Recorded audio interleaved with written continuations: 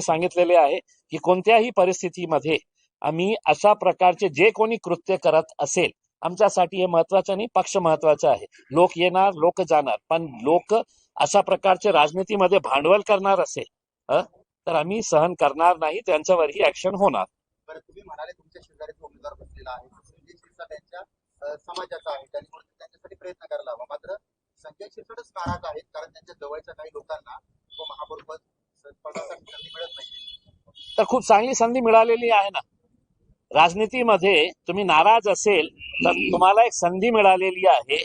तुमचा डॉक्टर बाबासाहेब आंबेडकरांशी किती प्रेम आहे, एससी समाजाशी किती प्रेम आहे, हे दाखवण्यासाठी कुर्सी महत्वाची आहे का तुम्हाला या गोष्टीचा आनंद वाटेल की आपल्या समाजातला एक माणूस ज्यांनी आपली सेवा जी आहे, एक सफाई कर्मचारी म्हणून तिथून सुरू केली होती, त्याला ते महापौरची कुर्सीवर बसवणे, याच्यापेक्षा काय आनंदाची आणि अभिमानाची गोष्ट होऊ शकते?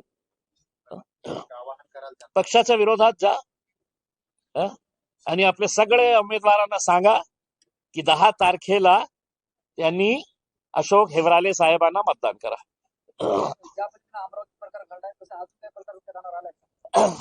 कुठेही असा प्रकार झाला असेल किंवा होणार असेल तर कुठल्याही प्रकारची तडजोड करणार नाही, हे स्पष्ट करून दिलेले आहे. ओवेसी साहेबांनी स्वतः मला काल कॉल केलं होतं.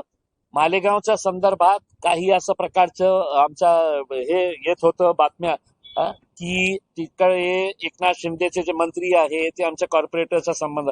आम्ही म्हटलं कुणाला जायचं आहे तुम्ही जाऊ शकता, पण तुम्ही आमच्या पार्टीमध्ये राहणार नाही, हे स्पष्ट आहे.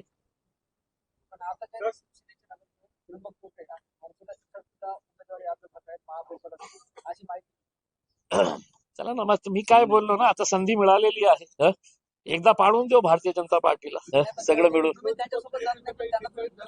तुम्ही नहीं, तो पहले है तो हो जाने तो, इनको कुर्सी के ऊपर बिठा डालेंगे तो फिर हमारी महापौर अगर रहेगा तो फिर उनको विरोधी पक्ष में बैठना पड़ेगा ना. अभी हम इनको बिठाने की बात कर रहे हैं महापौर के ऊपर, और विरोधी पक्ष का सोच रहे हैं.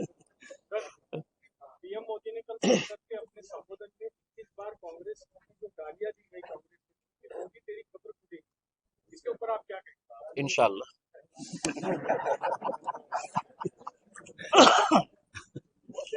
फिर से एक बार होने वाला है.